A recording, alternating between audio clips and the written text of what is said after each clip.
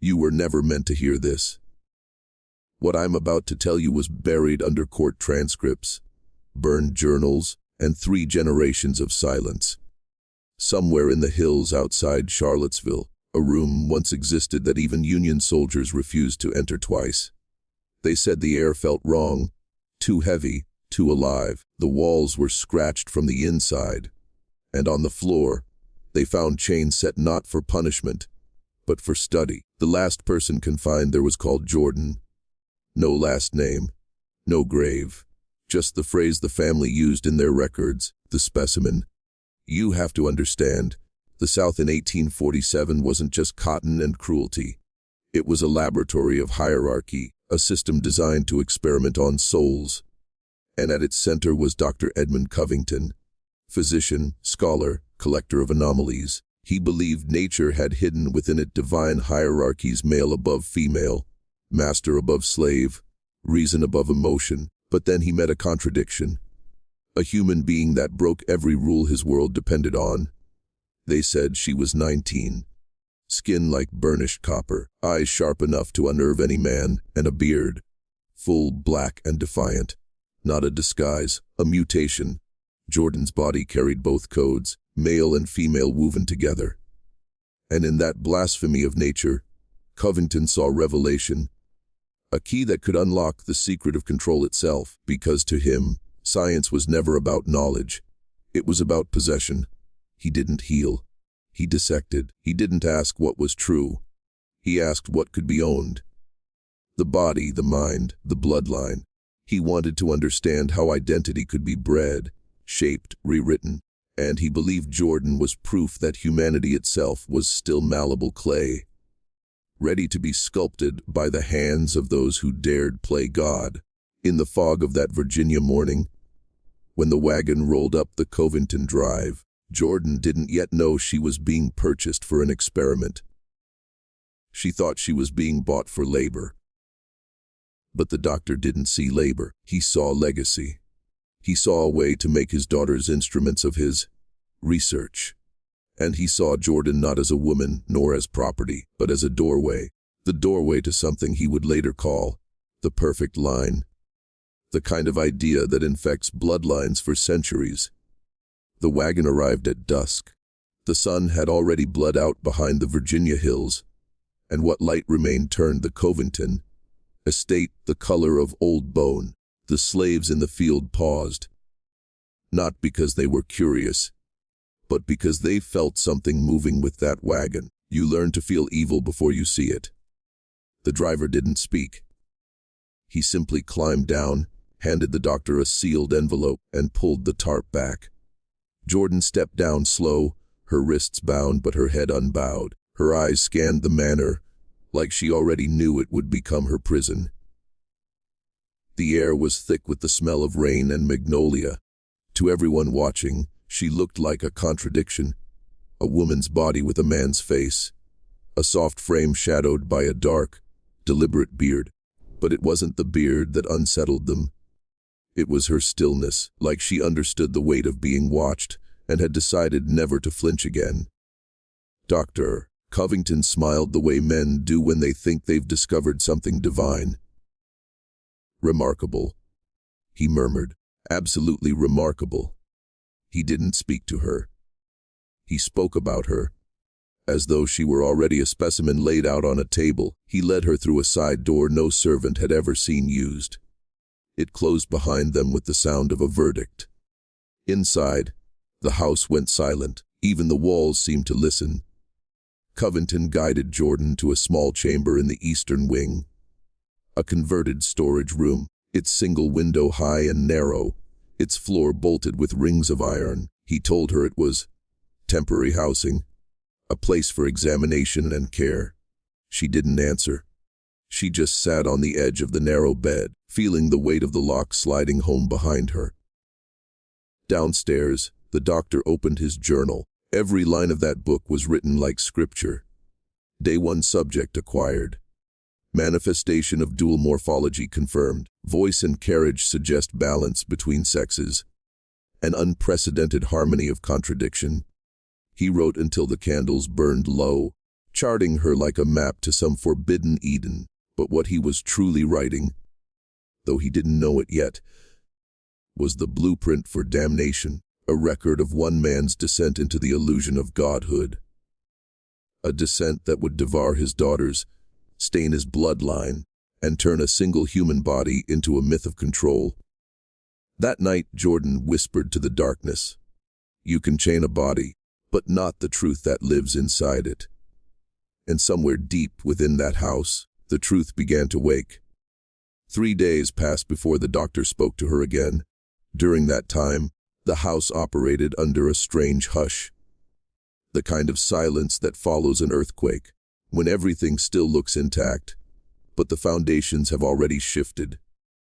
The servants moved differently, the daughters whispered behind closed doors, and at night, faint metallic sounds came from the eastern wing.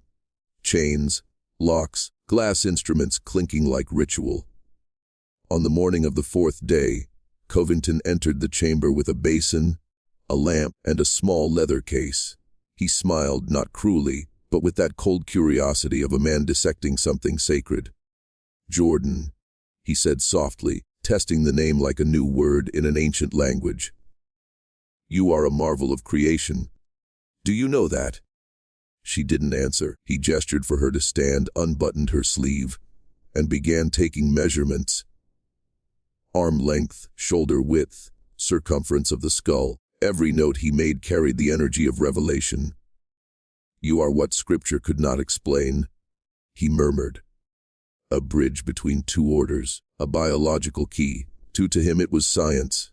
To her it was desecration. When he finished, he opened his leather case and withdrew a small silver mirror. He held it up before her. "Look," he said, "tell me what you see." Jordan stared at her reflection, her beard, her tired eyes, the subtle tremor in her jaw. "I see what you fear," she said quietly. The doctor flinched, just slightly, because she was right. Her existence was his fear. The collapse of order, the proof that the categories he worshipped were illusions.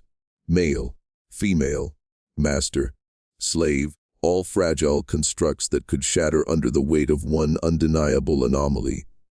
That night in his journal, he wrote, "The subject displays alarming awareness. Intelligence beyond her condition.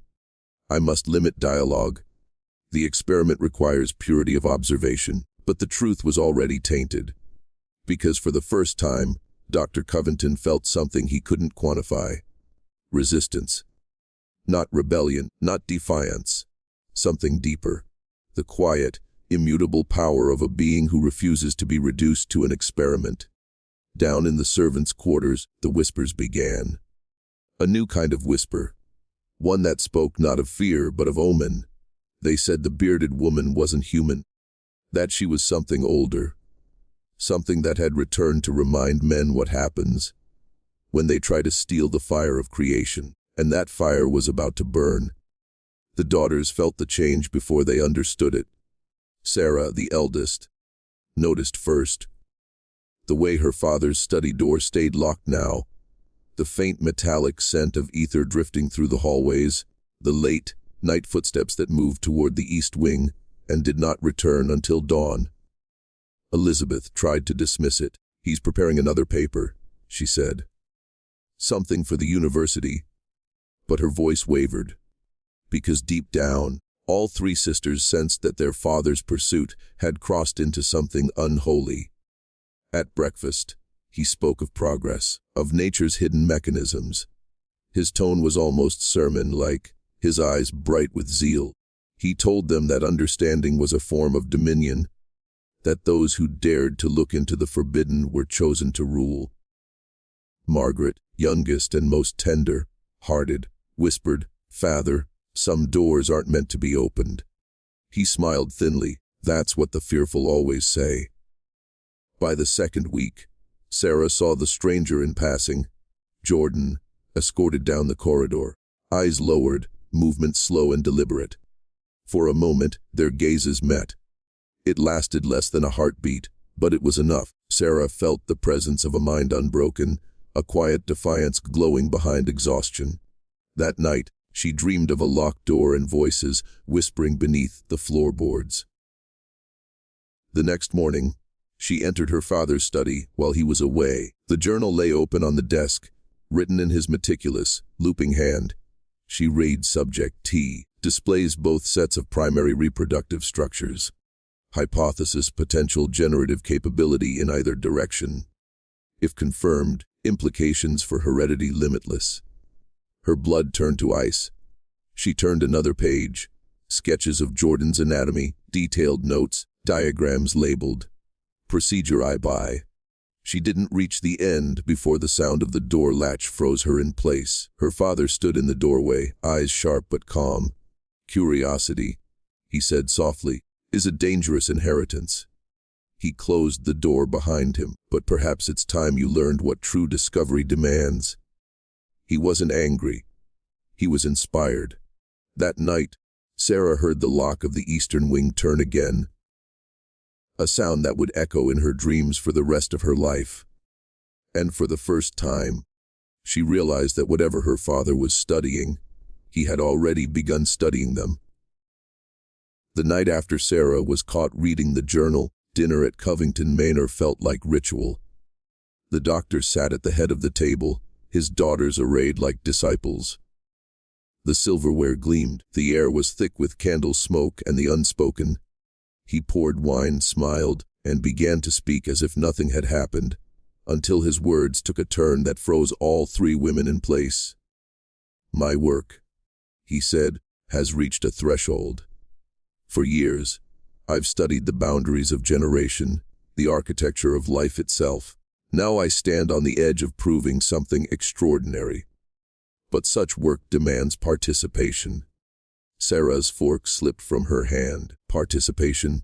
Yes, he said evenly. You three are the finest minds I know. Educated, disciplined, capable of understanding what lesser women cannot. You will help me complete this study. Elizabeth tried to laugh. Father, we're not scientists. He leaned forward, his voice lowering. Every lineage must sacrifice something to advance humanity. You've read Galton. You understand hereditary law. Jordan Tinsdale represents nature unbound, male and female in one vessel. If we can understand her, we can control heredity itself. Disease, weakness, even moral instability. All of it could be corrected through deliberate breeding. Margaret's hand trembled. Breeding, she whispered. Covington smiled, mistaking her horror for naivety. Yes, my dear. Controlled reproduction, observed, documented, scientific. Imagine a world perfected through blood. A world where man shapes the future as easily as a sculptor shapes clay. Sarah stared at him. And Jordan? He paused, his eyes gleaming in the candlelight. Jordan is the key, a vessel through which the laws of nature may reveal themselves. That was the moment Sarah realized her father was no longer a man of medicine. He had crossed into something darker. An alchemist drunk on power, convinced he'd been chosen to rewrite creation itself. After dinner, Elizabeth wept in silence. Margaret prayed. Sarah sat awake until dawn, replaying her father's words, her stomach turning with dread. She had seen the way he looked at Jordan. Not with lust, but with hunger. The hunger of a mind that believed it could command the divine. And when the first scream came from the eastern wing 2 nights later, Sarah understood what that hunger had cost them. The scream came just before dawn. It wasn't loud, not the kind that tears through walls, but it carried a weight that froze every servant in motion. A raw, human sound filled with something beyond pain recognition. The kind that says, I know now what you've done to me. Sarah bolted upright in bed. Down the hall, Elizabeth began to sob into her pillow. Margaret clutched her rosary until the beads cracked. No one went to the eastern wing. No one dared. The rules of the house had changed. Everyone could feel it. The master's door stayed locked. The corridors seemed to breathe, and the walls began to remember. Hours later, when the house stirred for morning chores, Dr. Covington emerged. His coat was immaculate, his hands gloved, his face serene. An unfortunate reaction. He murmured to no one in particular. The body resists before it adapts. He walked to his study and shut the door. Inside that study, his journal was already open. Procedure 1. Observation of generative response successful. Subject survived. Results consistent with hypothesis. He wrote the words, successful, and survived, as if they were the same. Jordan lay in the locked chamber, trembling, half-conscious, the air thick with iron and something unspoken. She had stopped crying hours ago. Now she simply stared at the ceiling, counting the cracks like constellations. Each breath was deliberate, the rhythm of someone refusing to break, even when broken. That evening, as the house quieted again, Sarah stood outside the eastern wing door. Her hand hovered over the handle. She could hear faint movement inside. A chain, a breath, the whisper of someone speaking softly to themselves. "You're not what they think you are," the voice murmured. "You never were." Sarah turned and fled, not out of fear of Jordan, but fear of the truth pulsing behind that door. She knew her father had not stopped. He was just beginning. Downstairs, Covington prepared a second set of instruments. His notes described Jordan's anatomy in terms of potential, his tone shifting from curiosity to command. He no longer saw her as a patient or even property. She had become the raw material for his ascension, and in that fevered delusion, he began to plan something that would damn his name forever. Because knowledge was no longer enough, now he wanted proof, living, breathing proof. After the first procedure, something inside Dr. Covington changed, not outwardly, but in the rhythm of his presence. He moved through the halls with new certainty, as if he'd touched something divine and survived it. He no longer wrote like a scientist, he wrote like a prophet. His journal shifted from notes to scripture. The flesh conceals hierarchies. Within the anomaly lies the secret of dominion. Nature obeys the hand that understands her contradictions. He began calling his theory the doctrine of synthesis, the belief that power could be concentrated through selective creation, that purity was not divine order but deliberate design. To him, Jordan was no longer an experiment. She was the beginning. Each morning, he lectured his daughters as if they were students. He spoke of bloodlines, of generational evolution, of the moral obligation of the superior to refine humanity. His tone was calm, measured, almost tender. That was what made it monstrous. Sarah's hands shook as she listened. Elizabeth stared at the floor. Margaret prayed beneath her breath. And still, he went on, describing how nature produced intermediaries, like Jordan, to hint at what mankind might yet become. "Imagine," he said one morning, "a lineage free of weakness, bound not by nature, but by intent. We will birth it here, in this house, the perfect line, purified by understanding." No one spoke, because they all understood what he meant. That night, Sarah crept again to the eastern wing. Through the narrow slit beneath the door, she saw candlelight flicker against the walls. Jordan was awake, sitting upright, whispering words Sarah couldn't understand, low, rhythmic, ancient. A prayer or a curse. When Jordan noticed the shadow outside the door, she said quietly, "He thinks he's creating something new. He's only repeating the oldest sin." The next day, Covington began building something in the cellar. A furnace, a table, rows of bottles filled with preserved organs. His notes now read like prophecy. The union of opposites will yield dominion over flesh. Through controlled conception, the architect becomes God. That night, as thunder rolled over the Piedmont hills, the house seemed to pulse with energy. The servants refused to go upstairs, and Sarah realized something terrifying. Her father's doctrine wasn't just an idea anymore. It was a plan. It began with a dinner invitation, handwritten by her father, sealed with wax, addressed to all 3 daughters, attendance required. The message felt ceremonial, almost royal.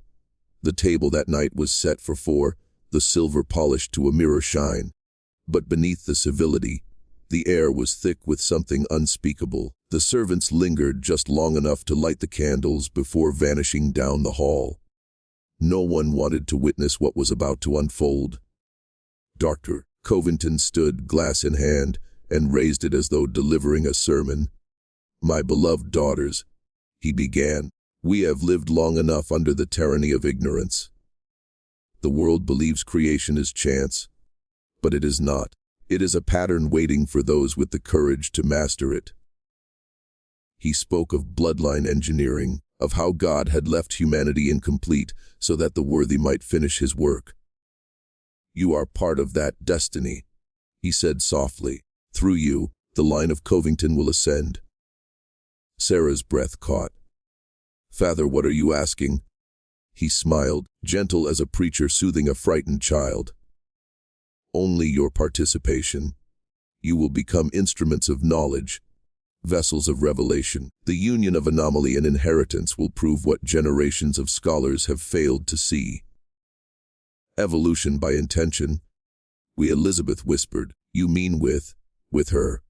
Her voice broke before finishing the sentence. Covington nodded once.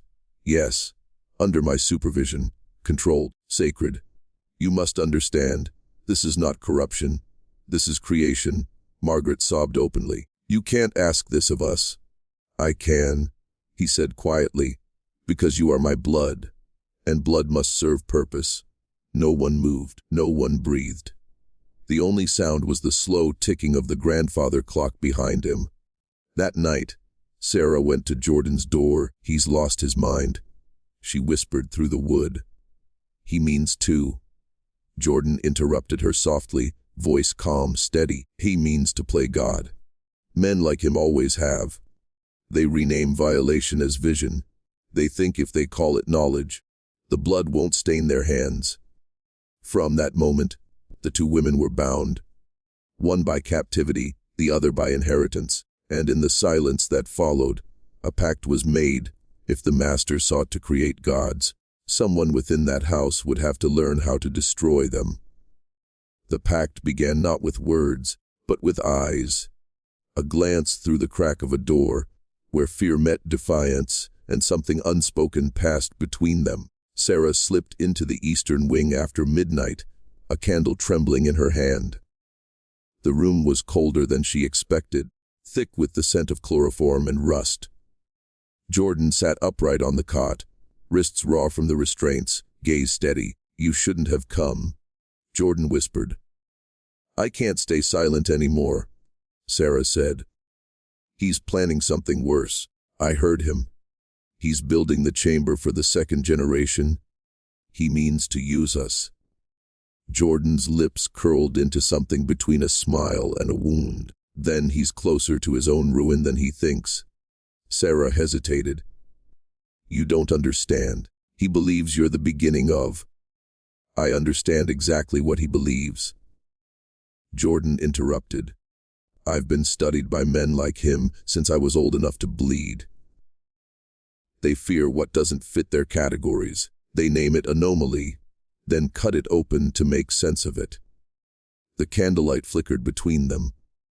For the first time, Sarah saw not just a victim, but a force, quiet, deliberate, ancient. "I can't free you," Sarah said, voice trembling. "The keys. He keeps them locked in the study." Jordan tilted her head.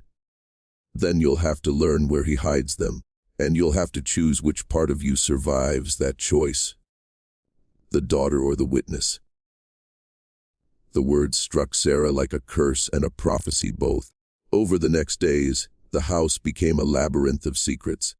Sarah watched her father more closely, how he touched the locket around his neck before entering the cellar, how he always checked the hearth before leaving his study.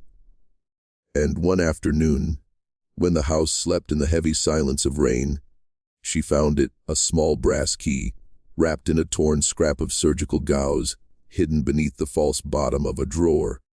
That night, she returned to Jordan's chamber. The key trembled in her hand as she whispered, "We leave at dawn?" Jordan looked up, eyes burning with something fierce and cold. "No," she said. "We ended at dawn." And as thunder rolled over the fields, The pact took form, not escape, but retribution. The storm broke just after midnight. Rain lashed the windows like fists, and the manor seemed to groan beneath the weight of its own history. Sarah moved through the corridors barefoot, the brass key clutched in her hand, her candle guttering in the draught. Every step felt like trespassing through a cathedral of ghosts. In the eastern wing, Jordan was waiting, standing this time, pale but composed, the faint shimmer of resolve in her eyes. "Once we begin," she said, "there's no stopping him from what comes next." Sarah nodded. "He's already gone too far." They moved silently down the servants' passage, their shadows flickering along the plaster walls. From below came the distant clang of metal, the sound of Dr. Covington at work in the cellar. Sarah led Jordan through the library, past the towering shelves of anatomy texts and her father's journals, down to the study where the furnace glow bled beneath the door. Inside, the room was transformed. Jars of preserved tissue lined the walls like a gallery of failed gods. On the central table lay sketches, half anatomical, half devotional, showing the outline of a fetus labeled synthesis I. The ink was still wet. Jordan stepped closer, her voice barely audible. "He means to make me bear it." Sarah's hand flew to her mouth. The journal beside the sketches read initiation to occur before dawn.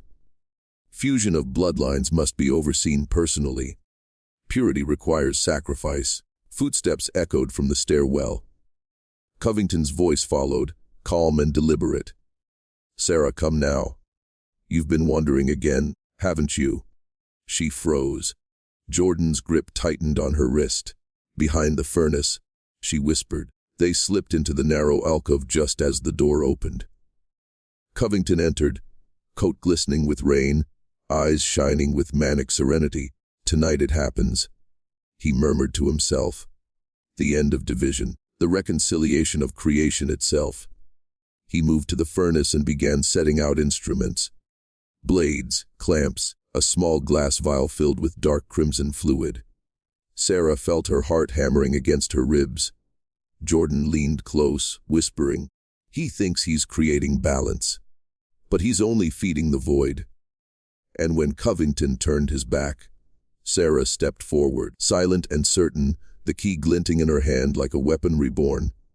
Outside, the thunder cracked like judgment. The furnace hissed like a living thing. Shadows writhed across the walls as Dr. Covington prepared his altar. Scalpel, bone saw, the vial of blood that shimmered darkly in the firelight. He moved with a ritualist's precision, whispering to himself as if conducting liturgy. From duality, unity. From unity, dominion. Sarah stepped from the shadows before she knew she was moving. "Father." He turned, startled only for an instant, then his face softened with a strange pride. You came. I had hoped you would. It's time you saw the culmination of our lineage." Jordan emerged behind her, the chains from her wrists trailing like the remnants of a crown. The sight of her made him pause, not in guilt, but admiration. "You see, Sarah," he said, voice trembling with zeal, "this is what nature meant all along, the union of opposites. Man and woman, creator and created. She is the axis between worlds." Jordan's voice was steady. "You call it union. It's desecration." He smiled thinly. "Words of the uninitiated. You cannot comprehend what it means to command the boundaries of flesh." Sarah's pulse thundered. "You're not commanding anything. You're destroying her." Covington's eyes flashed with sudden anger. "I am perfecting her. You think discovery is gentle. You think divinity is kind." He reached for the vial, holding it high like a chalice. "This blood is the key. Yours and hers joined, refined. I've seen it in dreams, Sarah. Through this act, our name becomes immortal."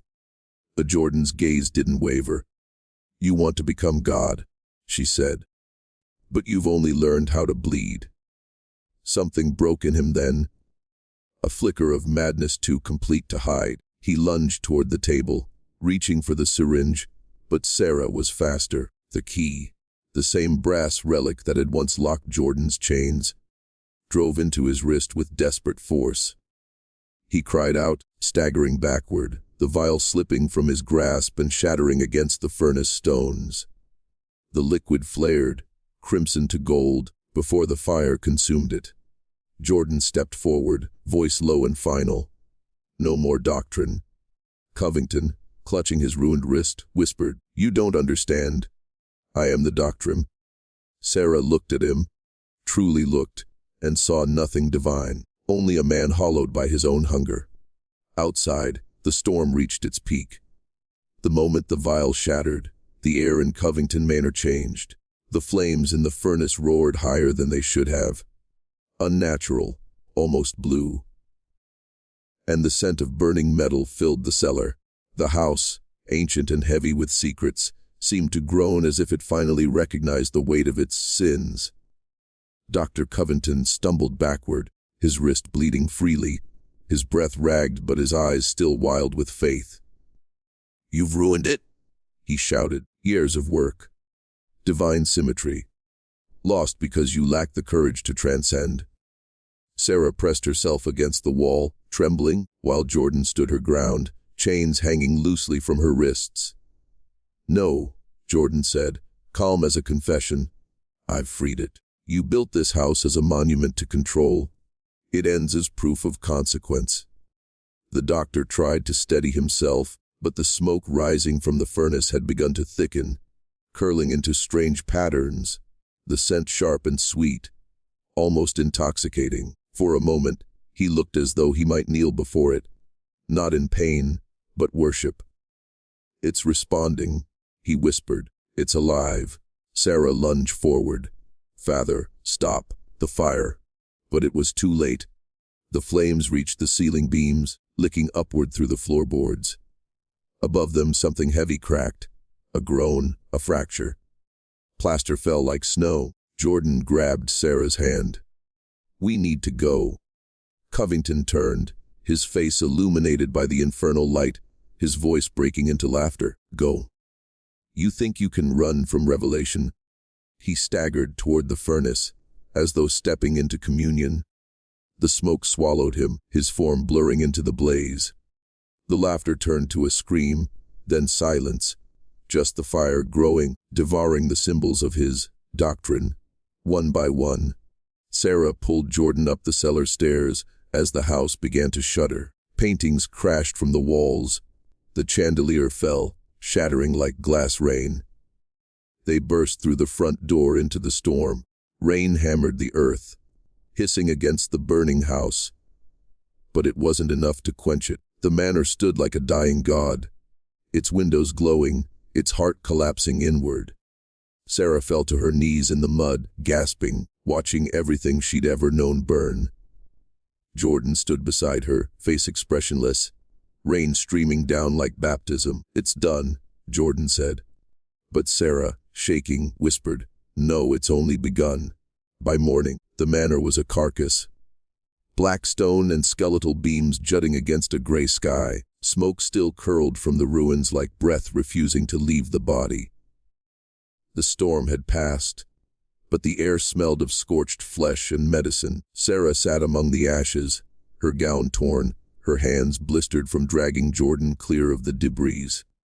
She had not spoken since the collapse. Every time she closed her eyes, she saw her father's silhouette consumed by fire, his final scream echoing like scripture torn in half. Jordan moved quietly through the wreckage, her bare feet leaving prints in the soot. She carried nothing, no relics, no reminders, only the faint shadow of purpose. "He's gone," she said softly. Sarah shook her head. "Men like him never disappear. They linger in what they've broken." Jordan crouched beside her, eyes dark and unblinking. "Then we decide what remains of him."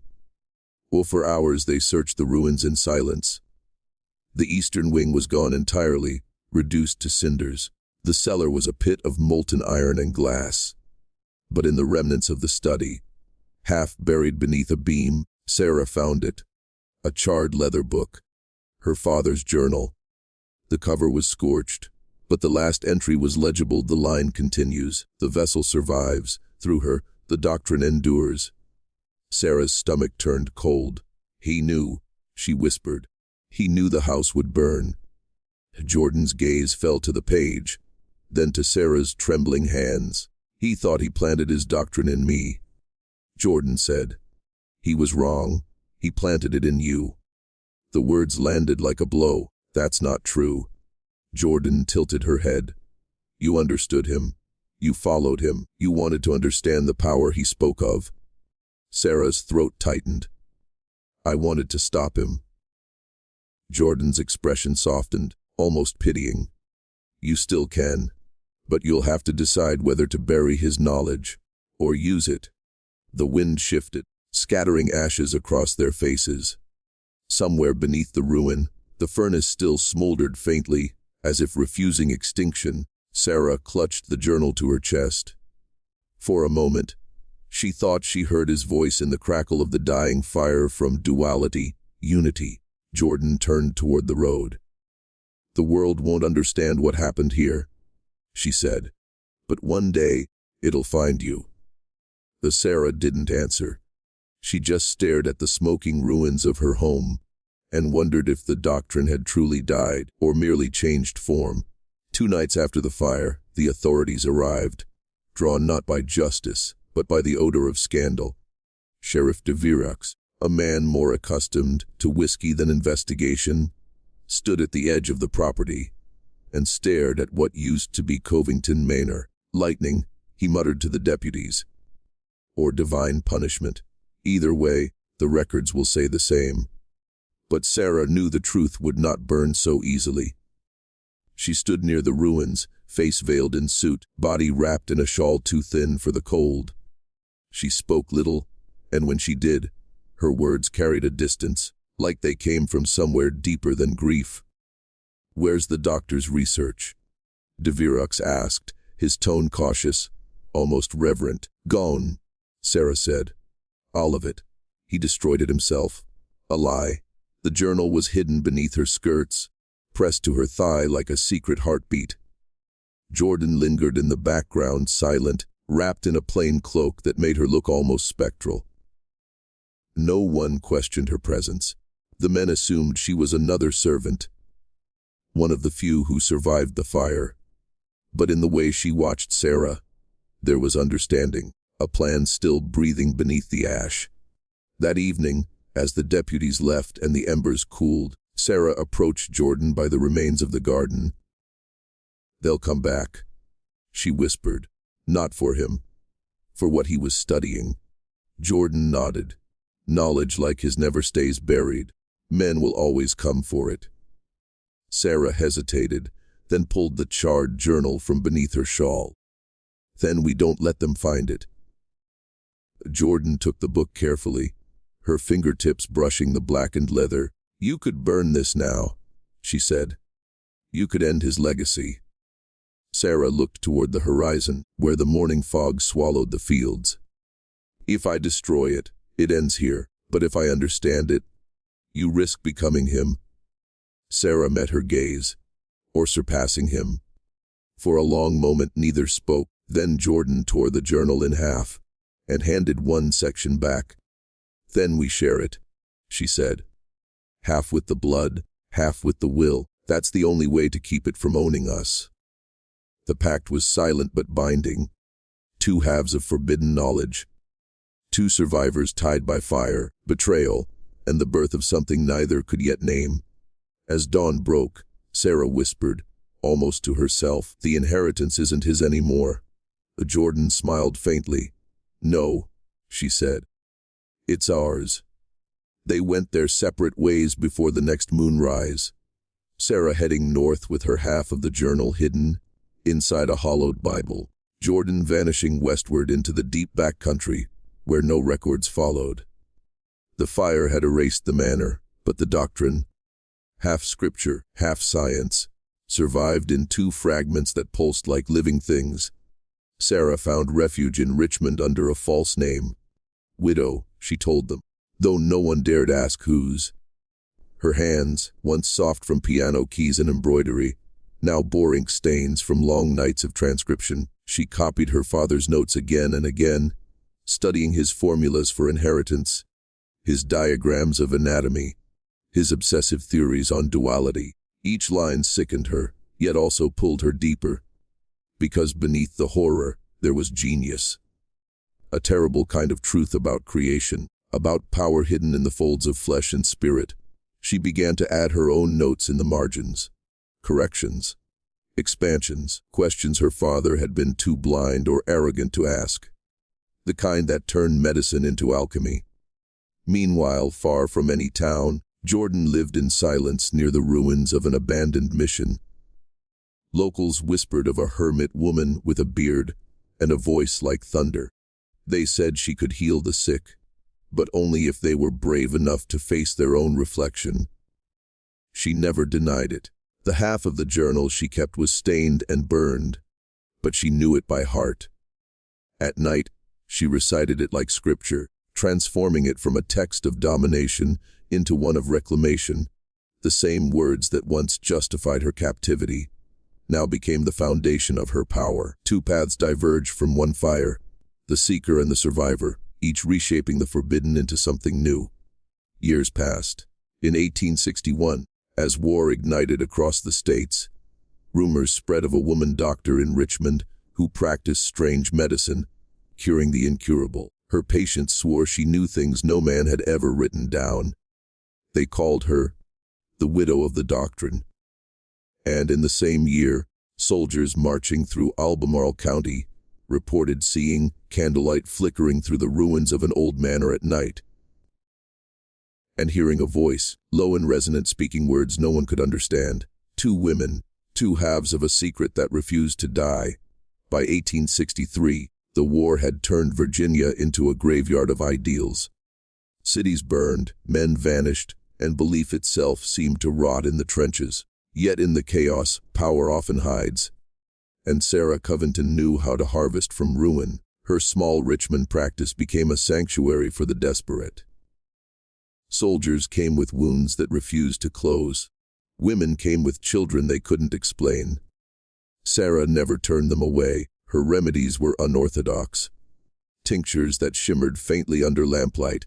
Powders that tasted like iron and dream. Her patients whispered that she mixed blood with her medicines, that she could see the past written in a man's pulse. She didn't deny it. At night, she read from her father's pages, tracing the patterns that linked suffering to transformation. He had written of hereditary sanctification, of merging two polar natures into a higher being. He called it the resurrection code. But where he saw domination, Sarah saw transcendence. She began to believe the line between sin and evolution was thinner than Scripture dared admit. Meanwhile, in the foothills west of Lynchburg, the other half of the code burned in a single candlelit room.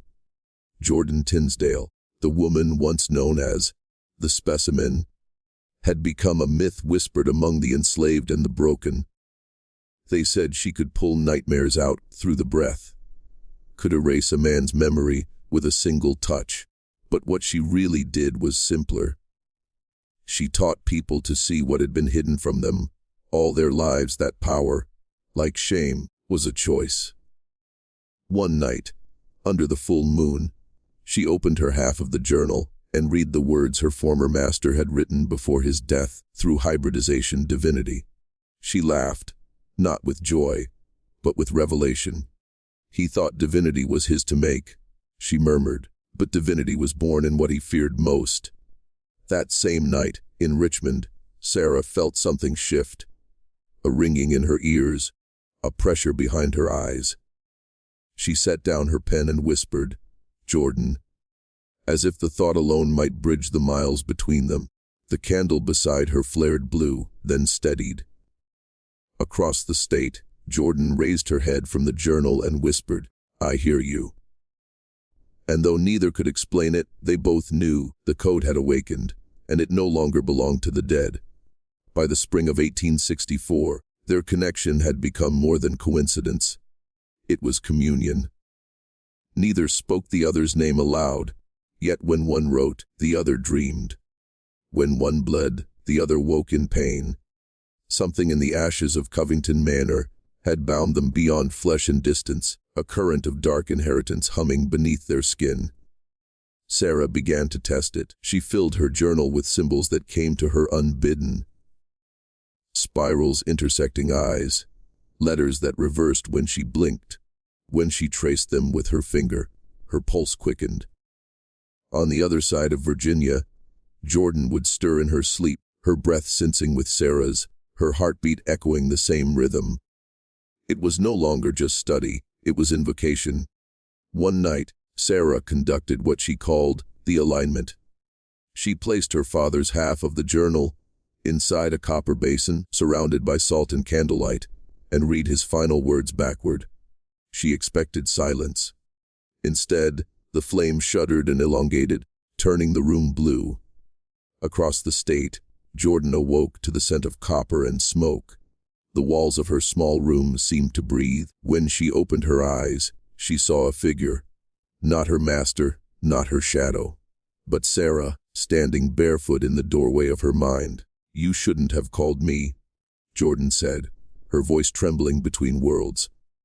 "I didn't know I could," Sarah replied, "but I need to understand what he discovered. Why he believed it could make us more than human." Jordan stepped closer, though she wasn't truly there.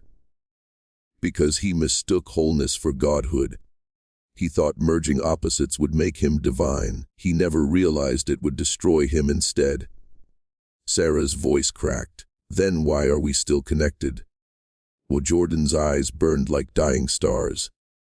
"Because he succeeded, but not the way he wanted. His doctrine lives in us now. The experiment didn't end in that fire. It evolved. The vision dissolved into smoke." Sarah fell to her knees, the candles extinguished in one breath. When dawn came, she found her reflection warped, pupils dilated, veins faintly glowing beneath her skin. The half of the journal lay open to a single line scorched into the papers. "From two halves, one will rise." The vessel perfected, Sarah's hands trembled. "He made us the continuation," she whispered. And in the ruins of Lynchburg's hills, Jordan whispered the same words. It began with dreams that bled into waking, Sarah walking through corridors of smoke, mirrors whispering in her father's voice, doors opening to reveal her own face, reflected on Jordan's. Every night the line blurred further, until sleep itself felt like a trapdoor, and behind it, something vast waited to emerge. By midsummer, her patients had begun to notice the change. Her eyes no longer looked entirely human. There was a depth there, a shimmer that unnerved even the soldiers who claimed to fear nothing. Some said she could stop a man's heart just by looking at him. Others swore they saw light beneath her skin when she touched the dying. She told them it was a trick of the candlelight. But inside, she knew better. The code had moved from parchment into flesh. Her body hummed with it. A living experiment finishing what her father had begun. Meanwhile, Jordan's isolation deepened. She had always been a creature caught between worlds, but now the world itself seemed to recoil. Animals would not come near her shelter. Children cried when she passed. She saw symbols etched into the dirt at dawn, marks she had never drawn. When she tried to erase them, the soil blood red. On the night of August 13th, both women experienced it at once. A low vibration in their bones, as if the earth itself were tuning to a higher frequency. Sarah collapsed in her study, clutching her stomach, while miles away Jordan convulsed beside her fire, whispering the same words though she didn't know why. "The vessel is forming." When Sarah awoke, her hands were covered in ash, not soot from her lamps, but fine gray dust that pulsed faintly when she breathed on it. She tasted iron on her tongue and felt the strange certainty that something had been conceived. Not in her womb, but in her lineage, in her soul. Jordan felt it too. She rose at dawn, the first rays of light cutting across her scared skin, and spoke to the horizon. He thought he could create the future through flesh. But flesh was only the doorway. For the first time, their voices overlapped perfectly, two tones merging into one resonant sound that neither could stop. The air around them shimmered, as if reality itself were listening. And in that moment, something ancient answered back. When the answering voice came, it did not speak in words. It spoke in understanding. It filled Sarah's mind like a flood, pouring through every boundary her humanity had once drawn. She saw images, not memories but designs, bones folding into light, generations chained through blood, symbols burned into history by unseen architects. She saw her father's hand guiding a pen, not of his own will, but under the influence of something older, something that had used him as its mouthpiece.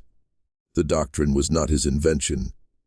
It was an inheritance, a system of control disguised as science, a key handed down through centuries to those willing to exchange conscience for comprehension. Sarah screamed, though no sound left her throat. Her body convulsed, eyes rolling back as flashes consumed her. Egyptian temples, medieval manuscripts, monastic laboratories. Every image told the same story: men trying to command creation by fusing opposites, by binding the sacred to the profane. Each had failed. Each had died believing themselves enlightened. But something survived in each attempt, a residue of intent. And now, through her, it wanted to complete its circuit. Across Virginia, Jordan fell to her knees as the same force struck her. Her body shook with rage and revelation.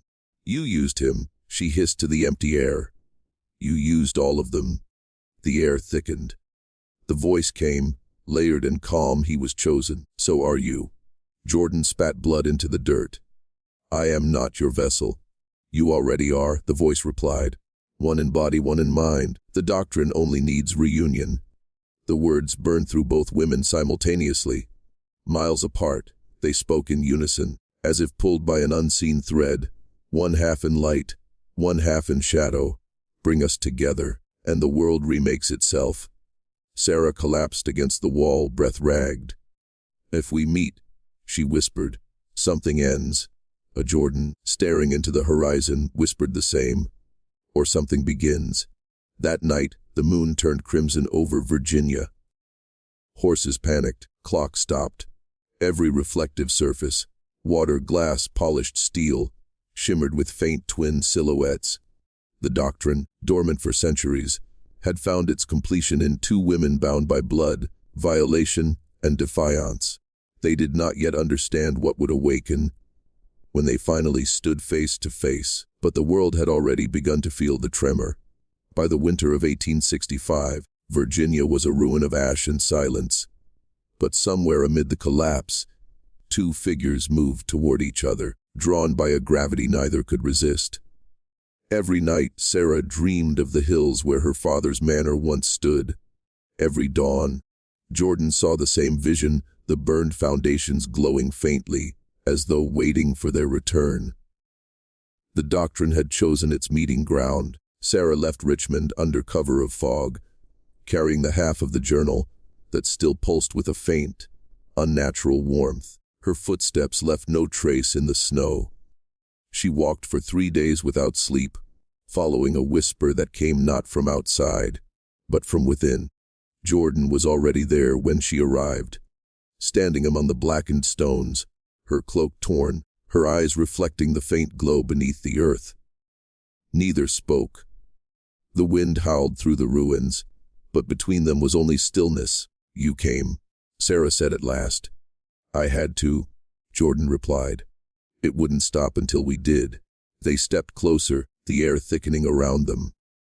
The two halves of the journal began to hum, their pages vibrating as if alive.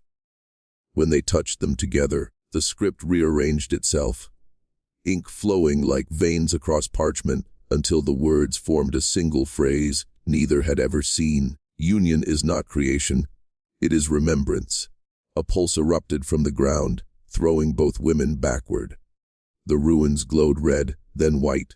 They were no longer standing on earth, but inside a space of shifting light and memory. All around them flickered visions of their ancestors. The enslaved, the masters, the healers, the condemned. all chained in one unbroken line. Jordan reached out her hand. This is what he never understood. The doctrine wasn't meant to make gods, it was meant to make truth. Sarah took her hand, trembling. Then let's end it. Their fingers locked, and the journals disintegrated between them, turning into dust that rose like smoke. The light intensified until it consumed everything: past, blood, pain, and the false divine alike. When it faded, the ruins were silent again. Some said 2 women were seen walking east at dawn, barefoot and unafraid. Others said they dissolved into mist, finally freed. The doctrine was never found again. But on cold nights, in the wind that moves through those hills, there are whispers. 2 voices, still intertwined. From ruin, we made remembrance.